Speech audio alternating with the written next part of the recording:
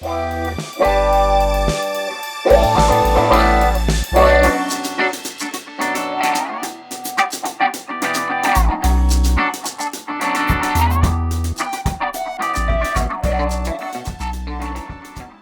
and Old, podcast number 2. The first time we were with Peyton, he's behind the scenes, he runs E&M advertising agency. If you guys need any advertising help, more specifically I guess marketing help with your business, hit up Peyton at E&M and he will help you out. And also videography, podcast, sound equipment, he's got all of it. He even has a drone, which I'm sure you could hit him up for drone shots. So, but we did want to thank Peyton and E&M for putting this together for us. We're really excited to be here.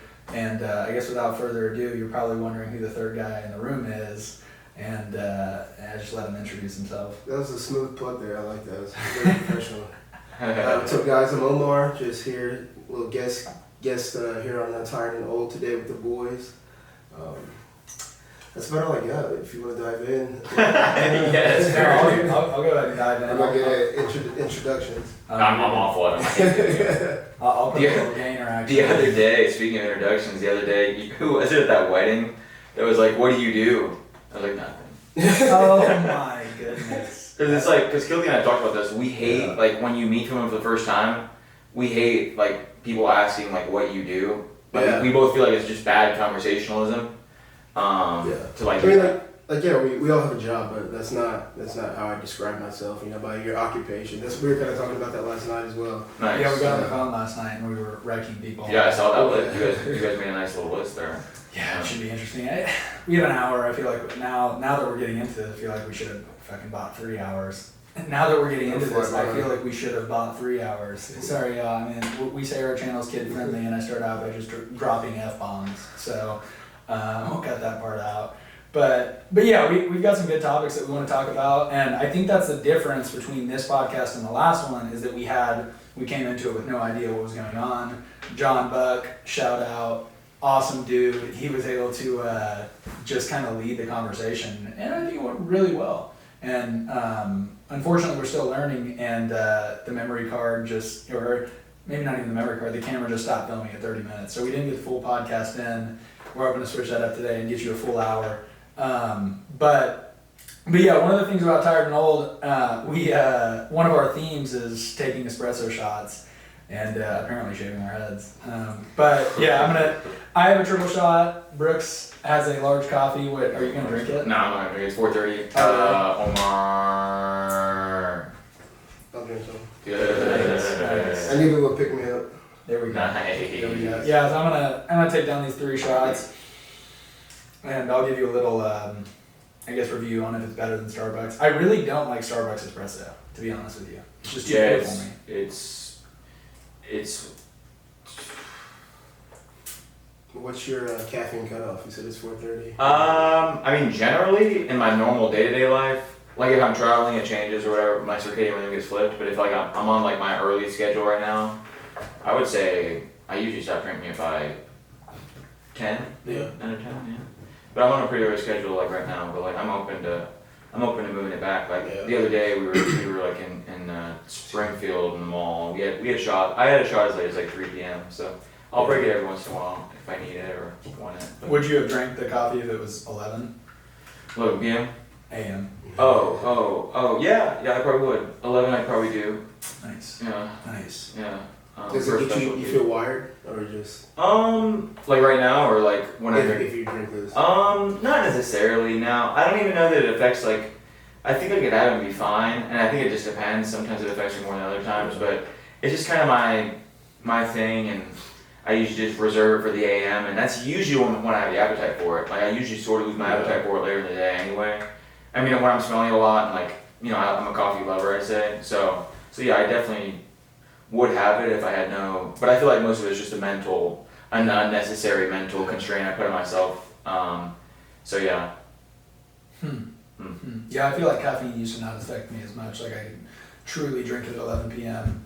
and then be able to go to sleep. For sure. That's not the case now. Like I think as long as my cutoff's kind of like 4 p.m. If it's after that, like it does affect me, and I'll find myself like would be tired around 10 to 11, but then all of a sudden it's like 12 and I'm getting Mhm. tired, go to sleep at 1, and then I'm wrecked in the morning when I have to wake up at like lately this summer I've been waking up at 6 and it's just awful.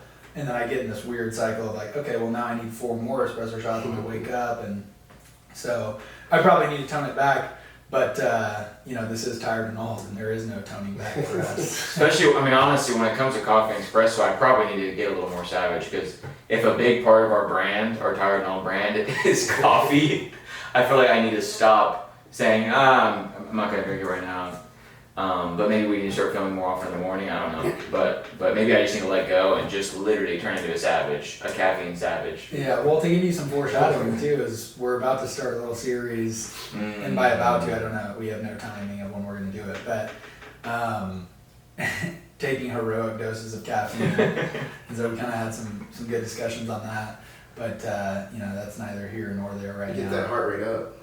It really does. Oh, I love it. I love caffeine. I do love it. I mean, more so to me, caffeine, maybe this is a problem, but I think I'd be fine after a little while of not taking it, but it's a mindset for me. Like, it really affects, like, it's not just about the energy usually, because, like, I mean, I'm pretty used to it now. Like, I feel like what's persistent is just a little dose of mindset. I mean, it literally can give you a more positive outlook, I feel like, to me. Like, It's just a nice little routine in the morning too. Yeah, true, Like, totally. It tastes better in the morning. I feel like it just hits a little different. Mhm. I'm a big morning coffee drinker for mhm, sure. the process of it is the whole we talked about that in the coffee review we did the other day a little bit, the process of it being as enjoyable as the effects, if not more. So. Well, this leads pretty well into a discussion that I wanted to have. Brooks had mentioned that if he was to take an alternative path in life, he would be interested in becoming a monk. And I was kind of looking at some of the rules of actually getting ordained as a monk, and I think even before, they want you to kind of follow some of these rules to get yourself ready for what it would mean to be an ordained monk. And one of the things is, do not take any mind-altering drugs that would cause carelessness. So, Yes. do you think... I'm good. I'm good on caffeine. You think caffeine is good? I think if anything, it would cause less carelessness if I had to guess. Well, do you think there's like a dosage to where that's Yeah. not true? Yeah, I think if you have literally 2,300 milligrams, I feel like you're gonna be so jittery, then you could argue operating machinery would be careless at that point. But overall, I would say normal, perhaps even somewhat heroic doses, I'm in the clear. Now the question there would be, because part of being a monk, I feel like, is letting go of your, like, not being so attached to just chasing pleasure and avoiding pain.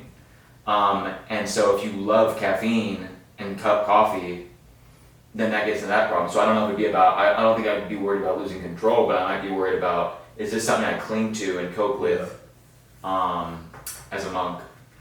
So. Which, yes, also in terms of clinging, coping, we had a discussion. I think with those girls, Brooks shared a interesting fact about himself. He had mentioned that he was able to only drink water for a week. So basically fasted for a week, but there's a lot of different types of fasting, so that's why I wanted to make the distinction that he didn't eat anything and he only drank water for a week. In the discussion, one of the things he said, or the point that he made, was like, we cling to food, and it's a very like socially advantageous thing to do. You think a lot of the events, like weddings, even funerals, endless examples that I could give, but in a lot of these social settings, you see that food is involved. So another thing, and I felt like we maybe could go past the subject, but I want to bring it back, about being a monk, is apparently they don't eat after noon, after 12 p.m., which I think Brooks has a pretty good handle, and I think he could do it, but it just is kind of very unfortunate. Like, every day that's a struggle, I feel like, and maybe you'll get used to it, but like, that's a long time not to eat. And one of the things they said was like, maybe it's easier to meditate without having food in your stomach, and maybe that's because blood goes to your stomach, I believe, when you eat, but like, just a very strenuous lifestyle. So with all these things being said, maybe you knew them or maybe you didn't, but are you less interested or more interested in becoming a monk now that I've mentioned these in this heroic podcast? Well, I have 3 things, 2 points to raise, and to answer your question, I'll say, I'd say neutral effect on my desire or lack of to be a monk. Yeah, I knew. I didn't know the exact time. So was that what kind of monk? Do you know what kind of monk that was? Was it Buddhist monk that you, or is that kind of is it pretty consistent? It was Buddhist monk. Nice. There was a distinction that was made. Okay. It starts with a TH. It's like Taoism. no, it was like a fair word, something like that. We'll have to cut that out. That was the dumbest shit I've ever said. Well, dumbest shit. Now that I think about it, those are two separate things. But anyway, But yeah, I'll bring it up. I've got some notes in here. I'm gonna hit y'all with something that I think will be pretty interesting, but I'm not ready for it yet. So it's in my notes. Okay, nice. Well, real quick, just to tie the loop on that, a funny thing he said was that I told girls out that I fasted a week. I didn't just go up to them and say I didn't eat for a week. We were going around and telling each other interesting facts about ourselves. So I didn't want you to think my game was trash. Yeah, I fast. I only drink water. Yeah. So I know it was somewhat called for. Did you go a week for like just water? Yeah, I did go a week without calories. About 4 or 5 years ago, probably is what that was. Was it 7 days, 5 days, or seven full, 165. I timed it down to the hour. Really? 165 hours. Probably a little longer, but yeah, I made sure to get at least 165 hours. What was the toughest point through it, like the beginning, or? I would say just consistent. Like there was no part where it was like extremely physically difficult. Really? The toughest part was just the sustained, because I was living at home at the time, and so the toughest part was just the fact that my family, I was smelling the meals they were cooking. Yeah. Like everyone was just living their normal lives, and I'm over here, literally in the basement on crutches. I had just gotten a surgery on my knee, Okay. and just it just sustained. But there wasn't one moment to me, and I think you had a pretty different experience, Guilty, when you did your fast, but to me there was never a moment of intense like hunger pangs or just like, it was just sustained like, this sucks, I'm bored, I can't do anything, blah blah blah blah. So Was it tough to keep drinking water without eating, or did you kind of get used to that pretty quickly? I think I was good there, and I'm trying to remember how much caffeine I was drinking. If I was drinking coffee at the time, or tea. I think I was doing more tea, but no, I don't think it was tough. I think water might have been my saving grace. Yeah. But I'm not sure if I drank more or less water, if I got more dehydrated or not. Actually, I didn't do an amazing job of journaling or documenting, I would say. Yeah. Yeah, me either. Well, I guess that's something that I mentioned incorrectly. So you did have caffeine / tea. Is there calories in coffee? There are in coffee, generally not in tea if it's unsweet. Coffee generally has 10 calories. Okay. Yeah. If it's cold brew, I think a little more, like maybe 15 calories in cold brew. Okay. Nice. Yeah, I stayed away from the coffee. I don't know if we can put this in, but I did smoke weed, and it actually got harder after I smoked weed. Like when I was doing it, like the first 10 minutes was like great, but then it was like, I guess you have the munchies. Oh. And I was like sitting there like, man, I hate this. The like, ultimate munchies, I'm sure. Yeah. Wow. It was like, and then I ruined my fast. I went for 100 hours, like a little over 4 days, just a touch over 4 days. But when I broke it horrifically. What did you eat? I don't even remember. It started out great, like you're supposed to eat soft foods, and I did, like in the first hour I did what I was supposed to do, and then I just annihilated everything and I destroyed my stomach. So Sure. I think actually breaking the fast was harder than the fast, because I failed at breaking the fast, and I like did well. I wanted to go a week, couldn't do it. So I failed on both fronts, but I think I actually failed worse on the back end of like not eating healthy and just trying to get, I guess, that pleasure. Like I wanted to feel my stomach full as hell.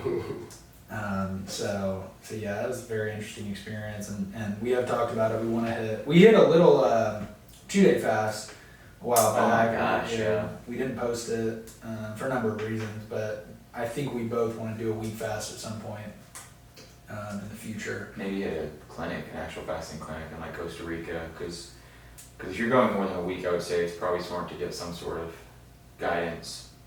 And it's just easier, like when you're in that environment where other people are fasting, and that's like the point of it, and you have an instructor or a guide or something. So maybe in a 3-week fast. Yeah. I'm sure they can talk you through what's going on inside with your body and everything.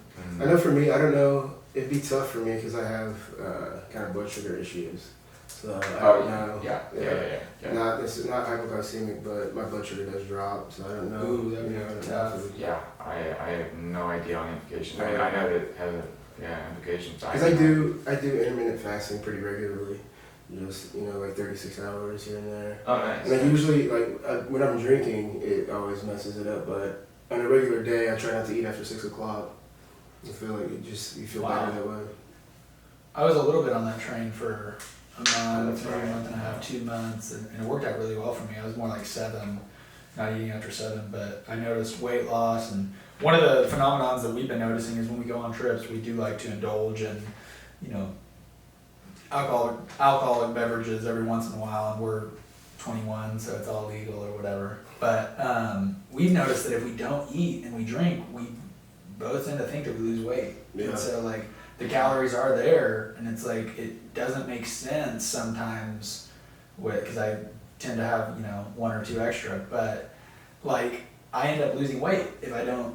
And it doesn't make sense calorically, but for whatever reason, if I'm fasting from food and drinking, I end up dropping weight, and I'm like, what the heck is this? But maybe there's probably some adverse side effects that I don't know, like maybe it's muscle, I'm losing some muscle or something like that, because I always generally feel worse the next day, but I have lost weight. And maybe we have to factor in dehydration too, because what I didn't realize, I was talking to a guy that was supposed to have his first professional fight just the other day, and he was like, man, if I have to, I can drop 10 pounds in a matter of like 36 hours. And just water weight. Man. I did not realize it was that severe. I mean, I guess it makes sense. We're talking like 72% water, but I was like, that's some severe hydration that I don't think I want to deal with. Yeah. Like that sounds really uncomfortable. So, I guess I'll be the train that takes us to, the other locations of this conversation, because I had some notes, and so they're weighing on my mind, and I want to get to them. Brooks had said Costa Rica. I don't care to talk about Costa Rica right now, but it brought into my mind something that I don't even think Omar was expecting to be talk. We were going to talk about San Diego, and we'll get a little bit into that maybe, but what I was shocked to see is I was looking at San Diego, and I was like, San Diego is part of the San Diego Tijuana metropolitan area, which apparently is, I want to give you at least correct facts. I mean, I could round up to 5 million, but it's like 4.9 million people in this metropolitan area. The crazy thing is that from downtown San Diego to downtown Tijuana, 24 miles. Are you serious? Yeah, it's in Baja, California. Right down the road. Yeah, and so I was thinking, like when I read that, I was like, no way. Like Omar had told me that he went to Tijuana a couple of times, so I want to talk about that, but I will throw one more fact at you before we get into it. San Diego is the 8th most populous city in the United States. I believe number 7, right in front of it, is San Antonio, and right behind it is Dallas at number 9. And I was like, okay, that's a lot. It's like 1.4 million in San Diego. Tijuana, guess what it is? No idea. What do you think it is? So Tijuana is Mexico, right? Mm-hmm. All right, so it's 24 miles from San Diego. I would guess Tijuana. It's probably pretty high based on your. I gave you a little. Is it 2.5 million? It's not that much. It's 1.2. 1.9. 1.9. Okay. Yeah, it's bigger than San Diego. I was like, what the heck? Wow, that's crazy. And San Diego is the 2nd most populous behind LA Mm-hmm. and California. And I'm like, what the heck? I mean, I just don't think I give Mexico enough credit for having massively large cities. So yeah, I had to ask, like, what is Tijuana like? Because I remember when Omar told me that, I was like, dude, you've been to Tijuana? Like, what the heck? Because I feel like it gets a bad rep a lot of the time.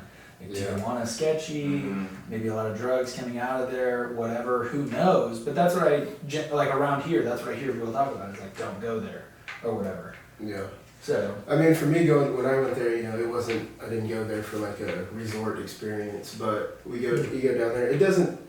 I didn't get any, I didn't pick up any dangerous vibes while I was there, but I was pretty inebriated the whole time, so I kind of, you have that liquid confidence, so. But down there, it's a whole different, like as soon as you cross that border, you're in Mexico now, which, we already kind of were in Mexico, but it's a whole different, it looks different, there's more dirt roads, but like the area I was in, there was the club area, it's just like any other club you've been to, but kind of more, I had a better time there than a lot of clubs They like the vibe with the people. It's more personable, and there are a lot of, like there's a lot of international tourists that you run into down there. So it's pretty cool. Just people from Canada, France, wherever. Really? So it's a really good time. Wow, that's what I was reading. Just like when you pull out, like you look up Tijuana or whatever, you look up any city, it'll give you like the Google like run through like a paragraph of what it is, and they were saying that nightlife is like specific to Tijuana, like it's on fire, which I guess brings me back a little bit to, we were in St. Louis, who knows, 8, 9, 10 months ago, something like that, and me and Brooks just got on this weird train, we're going to East St. Louis. We bought the Uber out there, and the Uber driver literally was like, you guys can't go there, I won't take you there, and took us somewhere else. And so like, maybe to some degree, like going to Tijuana for us would be kind of the same thing. Like I feel like it's dangerous, people say it's dangerous, but then I hear from you that it's not. So maybe like going to East St. Louis might have been the correct move if we would have been smart about it, and going to Tijuana. I don't know about that, but Tijuana, you hop in the cab drivers are all great. They know exactly where to go. Anything you need, they can find it for you. I remember we went to Hong Kong and Adelitas, big strip clubs there. And in the parking lots, they have armed guards, Wow. It's pretty cool. Like it's a really good time. Like I had a little bit of money at the time, so when we go, it's tipping pretty well. Tip the doorman, and then they kind of your buddy for the rest of the night. So I thought it was pretty cool. At one point, I had withdrawn. I didn't realize I withdrew my max for the day, so I'm walking down the road looking for another ATM. And I'm just lost walking around, and I was like, oh, this kind of sucks. I had no idea where I was, wasted. And I come around the corner, and one of the doormen sees me. He's like, hey, brother, come on in. Nice. Saved me, because I didn't know, I lost my buddies. We were all separated, but. That's something I haven't thought of, and I guess I've never really done, is if you tip the doorman, they'll be your friend. Doorman's an interesting one, And especially if he's armed or whatever. They probably get tipped pretty often. People don't think to tip doorman very often, I feel like, or not as often as other. Tip everybody. That's a good point. I have a funny story to tell you on that, but first, Omar, do you want that? No. Can I chug it? Go for it. Heck I yeah. was just playing with it. I was literally, It's up coffee. I'm pleasure seeking lately, and I want that pleasure. I really am. Me and Brooks have been talking, I guess, on that more than Omar, but. I want to do heroic doses of caffeine this Thanks. week, probably. Really? Maybe on Thursday before we hit Nashville. We can do heroic yeah. doses that morning. Oh yeah. What qualifies as a heroic? Well, what do you think? That's a good question. I mean, I don't know like the caffeine content of a regular cup of coffee. Well, I have no idea. It would mention that, but before I'll say, I think, because that's going to be hard to grasp, I feel like where it's easier to grasp like a cup of coffee. If we can just take a cup of coffee and say, hey, these are all pretty the same. And like when you get a blonde at Starbucks, it's a little bit different. But like if we say cups of coffee versus espresso shots, we'll call them about the same. So like how many cups of coffee, we'll say how many cups of coffee. That's what we'll say. yeah, Because espresso shot's a little bit less, but it's somewhat. because it'd be hard because I do feel like Starbucks. I feel like the same in general. Now there might be some like boutique coffee shops, like homegrown coffee shops that are more than Starbucks, but I'd say Starbucks generally is pretty caffeinated. Like I feel like it would be different if we did like X at Starbucks versus X at random coffee shop. But we'll just say like, yeah, I agree with you in terms of cups of coffee. Like for you, Look at that. Look, it's your pet peeve, I think. no one's you didn't drink out of this. What do you mean? You didn't drink out of this at all. Yeah, I did. Oh, you did. nice. Okay. Oh, I thought that was. We were worried they didn't fill it. Like they didn't fill I that. didn't drink that much of that. Okay, so they still work. No, that's about how much I drank. Yeah. Okay, cool. Brooks gets owned. I get so mad when that But yeah, happens. we'll say the average. We'll include even like I think we should even include your Keurig stuff like that. Like the average cup of coffee. If you took the big ones, the small ones, and everything in between, Yeah. not decaf, but like Yeah. your average cup of coffee. Cup, like 12 ounce. yeah, like 12-ish ounces, like a normal. Okay, so How much would you say is a heroic dose? like yeah, like. I can drink a pot of coffee like throughout the morning, within a couple of hours. So I don't know like how many espresso shots would that be. Like, So I'm getting a Donkey Kong. Yeah. So I was hoping to just be able to drink 2 cups of coffee and maybe an espresso shot. But I think that's almost kind of funny though, because like I was saying I think it'd be funny if like heroic doses of caffeine video, Kilty was his severe self and had like 8 shots, and if I just had like 2 cups of coffee, which is like kind of a lot for me, like at a coffee shop, but like I just thought it'd be kind of funny, like maybe 2 cups of coffee and like, which would get me pretty hit with that, and with if I did a couple of espresso, maybe I could do 3 cups of coffee. That's a lot of fluid, so maybe 2 cups of coffee, 4 cups of espresso. Anyway. Yeah, Brooks is, to give you a background story, like every time we go to a coffee shop, he's like, I'm just gonna drink so much coffee today. And just the other day, we were going to a coffee shop and he's like, you know, I always say it, but today I'm truly gonna drink 24 cups of coffee. He had 1 coffee and 1 espresso shot. Do you know the 50-mile walk you're doing? Have you figured Yeah, we were. No, That's we don't. something I figured you were gonna ask that. We don't know what walk we're doing, which is kind of interesting. The San Diego Tijuana discussion is kind of interesting because it's like 24 miles there and back. We could literally hit a San Diego, Tijuana, and back. But no, we're not sure. We kind of talked about like tenting outside the city, walking into downtown, and then walking back. Don't think that's going to work out too well. But yeah, we have options, and I think the route is so important. Like 50 miles, like really, if you're talking about the difference between grass and pavement, that's a huge difference. Incline's a big deal with that. I mean, if we happen to catch, I mean, if you're on, I mean, you can easily 50 miles is long enough to where you could catch a 10-mile stretch where it's just pretty rough incline. Yeah. I mean, it doesn't even have to be that steep to start noticing. Yeah. There are a lot of there's a lot of trails there, right? Like some pretty decent trails, I think. Yeah, there are. Through that area. Well, even Springfield, wasn't Alex saying that Springfield has like a 35-mile trail or something like that, or Northwest Arkansas or something? Well, he did say Carthage does. Carthage, okay. It's 20 miles out, 20 miles out. Oh, it's that long? Yeah. He's talking about that one. Or maybe I think it's 15 actually, so 15, 30 in total. If you go front, there and back, yeah. But the fact that Nashville's in Tennessee, I think would lean towards that point of like having good trails and stuff, is just I would because think so. Tennessee's kind of backcountry, I guess. Tennessee has a I guess depending on where you are. Yeah. So yeah, we're excited about that, and then Brooks is going out to North Carolina. I didn't know if you wanted to drop that. North Carolina. We could always cut it out if we choose to. We're moving to North Carolina, and that's part of where. Oh, you're moving to North Carolina? Yeah, and Nashville happens to be like the perfect halfway point between here and there, so that's where he's gonna see me off in Nashville. This literally, the Nashville trip came about literally 2 days ago. Yeah. We were just talking about it. I was thinking about it. I was like, well, I'm gonna drive to Nashville, stay the night there, at least one night, and then I was like thinking, well, this could be an opportunity. When are you moving? Well, Thursday, a week from tomorrow is when we go to Nashville, and then he's gonna get a one-way back from Nashville to here, and I'm gonna head on over. Gotcha. So I guess a little over a week. Do you find a job there? No, I'm going back to school. Oh, okay. Getting a master's out there. Oh, yeah. So yeah. So What school is it? Duke. Oh, okay. Big Yeah. Durham, boy. What's that? Big Durham. Yeah, exactly. Nice. Yeah, Durham. Yeah. It's bigger city than I thought. Really? Yeah, Kilty was actually the one that introduced me to it, but I think it's like 280,000 or 278. Okay. City proper, and then like, it's called the Research Triangle out there, so there's a lot of like cities like Raleigh, or Rolla, or however it's said, probably Raleigh. I think it's Raleigh, right? Yeah, because Rolla is Missouri, but yeah, Raleigh and I mean, Chapel Hill's close too, right? Chapel Hill's close. Even Charlotte's pretty close. Yeah. I mean, probably not metro area, but I think Charlotte might be an hour and a half. So, and even DC is actually like 4 hours, surprisingly, of a drive. So I could do DC, a little drive out to DC. Myrtle Beach, I think, is also 4, might be even less. But anyway, so if COVID permits, there'll be some options. Mm-hmm. But yeah, we're both gonna get a camera.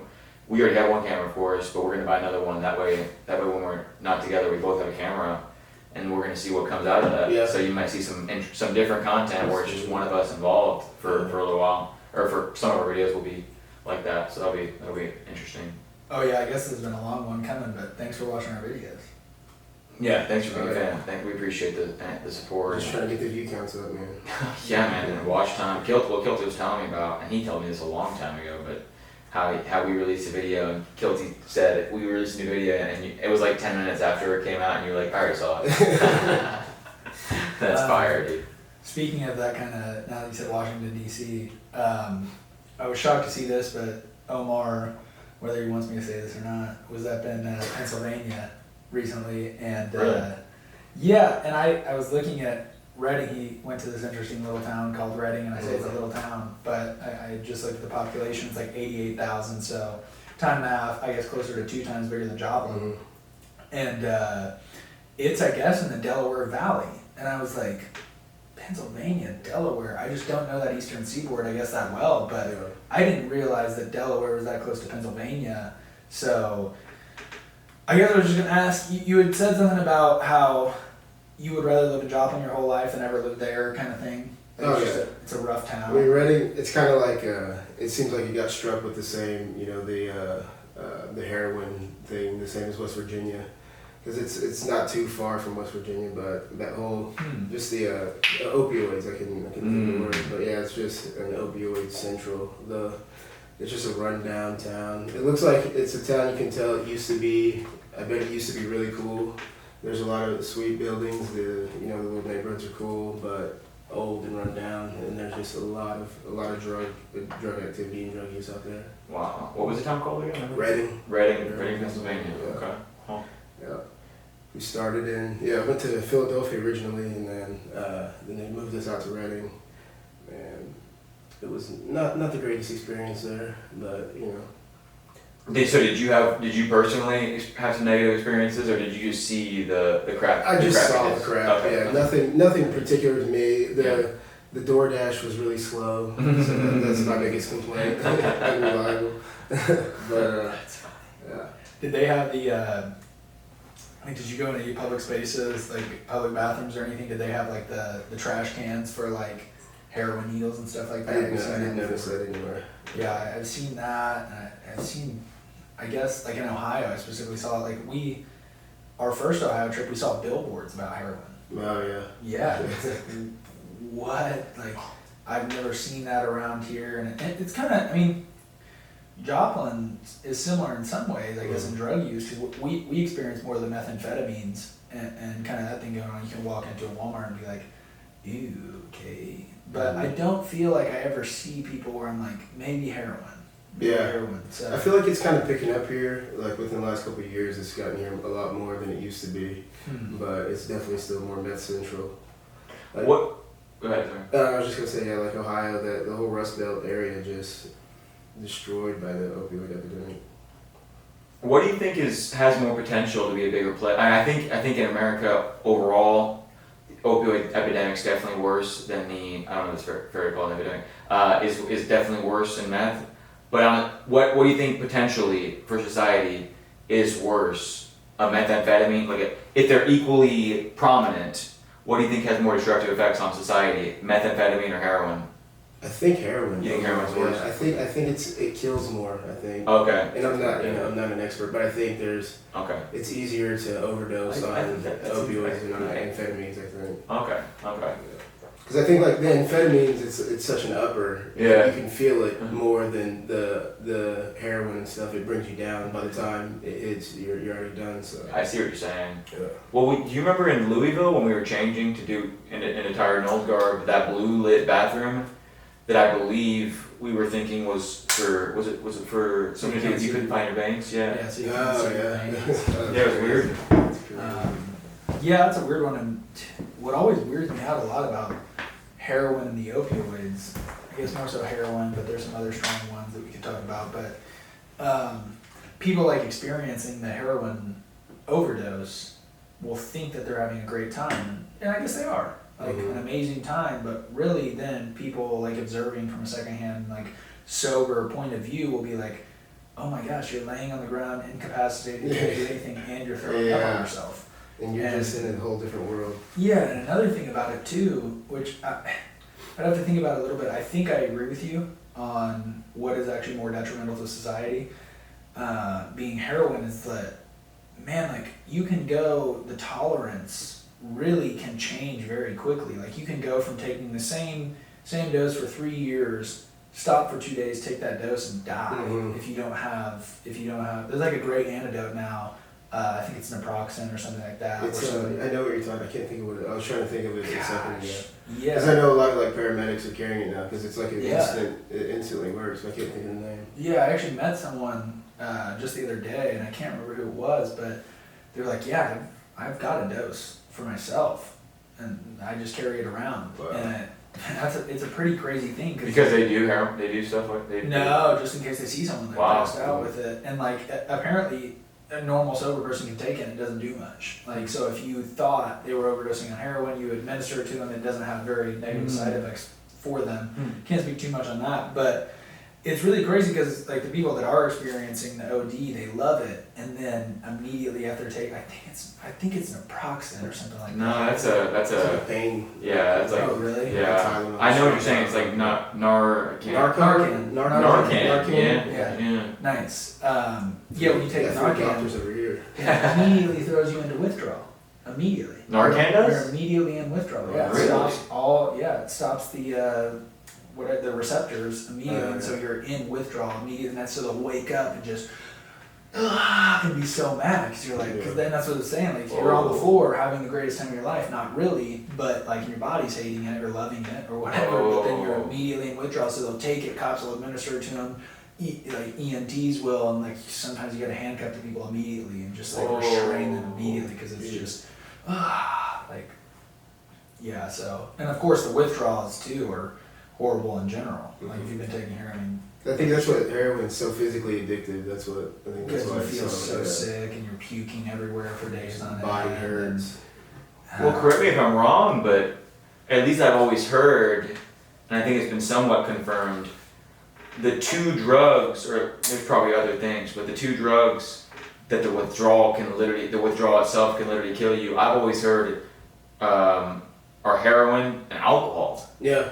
And there's another one too, the barbiturates. Those ones can kill you Like too? Xanax, I believe if you're That was so wrong, far too. down the road with Xanax or like similar drugs, they can kill you too. Is that benzos or barbiturates? Benzos, yeah. Okay. And those are weird because they're so like widely prescribed now. Like so many people have a Xanax addiction and it's okay. Like it's so weird to me just the amount of people that just have. And I hear it takes like 2 weeks Yeah. on Xanax to get like, I hear it takes like 2 weeks when you're kind of like addicted and it's like a nightmare to get off. I don't know if that's true actually, but I I think heard a lot of people say like it's that withdrawal is just as bad if not worse than Well, from that's the what podcast I've listened to. I can both imagine who I'm talking about, but he told me that that was the worst one to get over out of all of them. I don't And I know. was I think if I thought about it, I would. oh, you know. Think about when I say that. Giorgio Armani. Yeah, the Giorgio Armani that you knew. But yeah, he had a discussion about that. He said the worst one to get addicted to is chewing tobacco, but the worst one to recover from is benzo. Like the easiest one to get addicted to was chewing tobacco, is that what you meant? No, He the said- worst one. Like you're never gonna be able to break it. Chewing tobacco? Right? It's like you don't stop chewing if you're chewing. You will not. Really? If you get too far down the road, there's no way. Are you serious? Yeah, he said that's like Chew. the hardest one to break, but the worst one to like get Feel off is Xanax. is benzos. Yeah, and I was actually had a weird experience in jail, and this guy was like on his deathbed. I thought he's like the worst looking guy. He's like 16 guys in the jail cell or whatever, and like Sounds hot. and he said the same thing. He was like the worst one to get off is benzos, like Xanax. Yeah. Impossible. Like he's like it's horrible. All you want to do, your whole like everything about your life at that point is just like finding another one. I think that's somewhat with all of them, but he was like I've withdrawn from every drug, every single drug out there, and he's like totally wired out and just done. Jeez, like to me, yeah. I'm like this guy is gonna die tomorrow. One point to shed light on the discussion of, and we probably want to move on at some point, but I mean, I really feel like we literally talked for 63 hours, but Yeah. fasted, but with caffeine, but yeah, I think just my last point I want to make real quick about the heroin versus meth and the effects on society. One interesting point is another reason meth might be better is at least people will be getting stuff done, even if it's some like weird at least they'll be contributing to the economy, like probably buying weird stuff, contributing to the economy, maybe even using it to get work done. You're gonna be acting. I mean, it's still bad, but Yeah. but at least you're not literally laying there in your puke. I mean, you're being productive. Yeah. Potentially, you're more productive on meth. There's like Maybe in the a wrong happy direction, but what's that? So there's like a happy medium. Yeah. So Yeah, I always hear weird stories of like, for whatever reason, when people are on meth, they just love to like rewire stuff. So they'll just start taking stuff apart and like figuring out the wires for that. Really? But probably not really. Yeah, and they're just sitting there for like 8 hours, like messing with the same wire. oh my gosh, dude, what a crazy drug. It's Yeah. just puts you so far out of what you would do Oh, sober. I mean, goodness. Yeah. It's all the symptoms of our messed up society we've created. Well, People just searching for something to feel good. oh goodness, yeah, we had an interesting discussion on that last night. More about alcohol, I guess, was the focus of that one. But I guess, you know, I said I had a little surprise for y'all that I wanted to bring about later in the discussion. So I guess it's seeming like it's the golden hour to do that one. So bring it out for you. It's I've got a rooster in my backpack. A lot of roasted folks.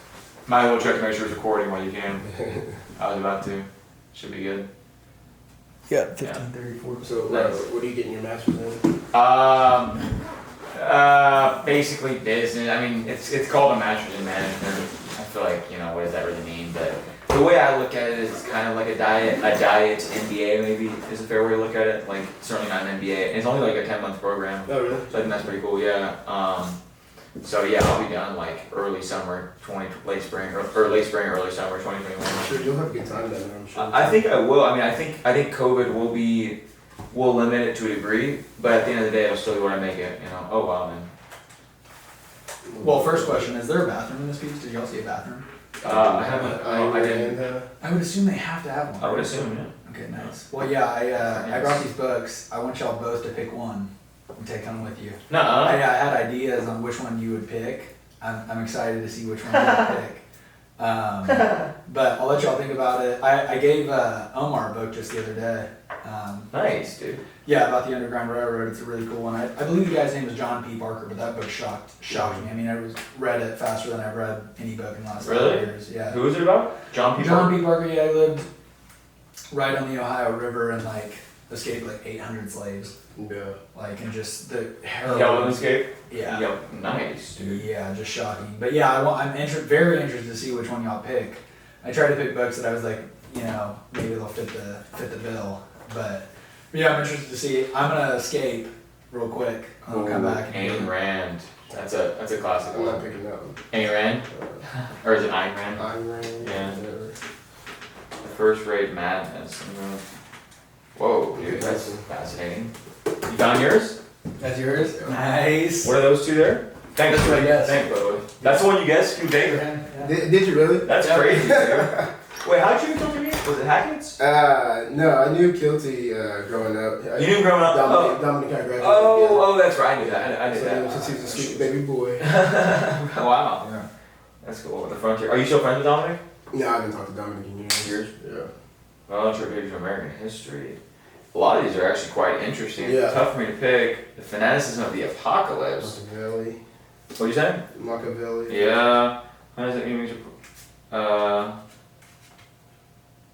The sound is so you can hear everything. Yeah, it's pretty nice. Science calls for individual self-centeredness. Which one do you think he guessed? I haven't narrowed down. Oh, what do you think? Guess for me? Guess I bet he guessed. Ooh, that's a great question. Well, let me first decide which one I'm going to take, and I think that will help me decide what he guessed. I'm definitely not. Okay. I bet he guessed, and I think what he guessed might actually be right. I'm kind of leaning to this one. That he guessed for me. So I'll tell you what I'm narrowing. I mean, all of them I think are pretty interesting. Some are definitely like take a big drop down, but all of them are pretty interesting to me.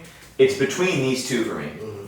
It's between The Authentic Confucius, A Life of Thought and Politics by Anping Jin, or A First-Rate Madness, Uncovering the Links Between Leadership and Mental Illness. And I guarantee that what he chose for me is also one of these two. One of those. I don't know which one. You think it's this one? I do That's think what I that it's. I do think it is one of these. I don't guarantee it, but I do think so. Now I need to decide between these two. So what I got here, confronting collapse, the crisis of energy and money in a post-peak oil world. Don't tell me. Okay, nice. Nice. I was just saying, don't tell me. You told me. But yeah, this is gonna be, Yeah, I guessed Omar correctly. So, and to be fair, the only one I actually read anything of so far, which I think is kind of cool because then you guys can give me a synopsis of like if I should read, you know, the books. Because I feel like sometimes like I got like a third of the way through this book. It's supposed to be about. It's literally supposed to be about how to like survive on your own. It's like a survivalist book, and I get a third of the way through this book, and I'm like, all this guy's been talking about is what he believes about politics. Are you serious? I look at the reviews. You're like $14 book, and I'm like, you gotta be kidding me! Like, what? Why? This is like you literally clickbaited me. Wow. Book. So yeah, I'm pumped that I think you're gonna guess me right. Well, I have it narrowed down to the two that I think you'll guess for me. I had it narrowed One down of to the those two. two as well. You did? Yeah. Okay. No, that's what we said. We said it was gonna be one of these two, and it is for what me. These are the two for me. One of these Yeah, two. so I got the two right. So you have 50-50 now. I think on any given day, it might change. For I think so too. I think you're definitely right about that. Yeah. Because I'm still not sure what I'm gonna do. I'd be pretty happy with either one. Just by this family has been elusive. I feel like you planted a bug. Find the bug. Ooh. Yeah. Trying to work through the most. You did a little mind freak on us. So I'm gonna guess that this is the one you chose for me. Nope. Really? Yeah. Interesting. I guess that this is the one you chose because we've been talking about meditation, monks, yeah. That's I And called Confucius- it. I called it. You did? Yeah, he did. Yeah, he did. That's the say one that. you chose? No, I haven't chosen yet. Oh, nice. But he did say this is the one. That's the one that you did. Yeah. Well, I guess we kind of messed it up because now I know which one you chose for me. But I mean, it doesn't really matter. I mean, Chen has worked the most reliable Chinese text and requests to sort out what is really known. But And Confucius, I guess he founded Confucianism. That's right. Yeah. I've heard of Confucius my whole life, but don't really know anything about Confucius really. We actually learned a little bit about him. I think in world history. I think I actually learned a little bit about him. But interesting story about Confucius. I guess I went to this place called Houston Community College when I was in Houston, and they had a Confucius statue, like the one statue on their campus in downtown Houston. Do you know why? Confucius. No, and there wasn't like anything interesting about it as far as I remember reading it and just being like, okay, so they just have a statue of Confucius. So that was kind of a shocker to me. But I remember passing that one. It was it was in like the exact place that you would expect though. Like of all the like different areas of the university or college, not university, college. I was like, okay, well, this is where I would expect Confucius to be out of all of them. It's like kind of in this like corridor where no one really walks that much. I went there for 2 semesters before I ever like went in this corridor. Yeah. I was like, what's this statue? So The Confucius Lounge. yeah, exactly. I was like, what? It's like darker than most parts. It like was covered by trees and stuff. It's like, okay, well that's pretty interesting. So by the way, you were right, and I do think I was gonna choose this one even before I was a little bit primed. nice. I think I was leaning towards it over this one even before we established this is the one you chose. Well, that's so. good. I mean, there's no way to know if I actually like. There's no way to know for Omar for sure that I actually had chosen that book. But out of all of these books, I put a letter to Brooks in the book that I thought he would choose. So go ahead and open it Oh up. my gosh.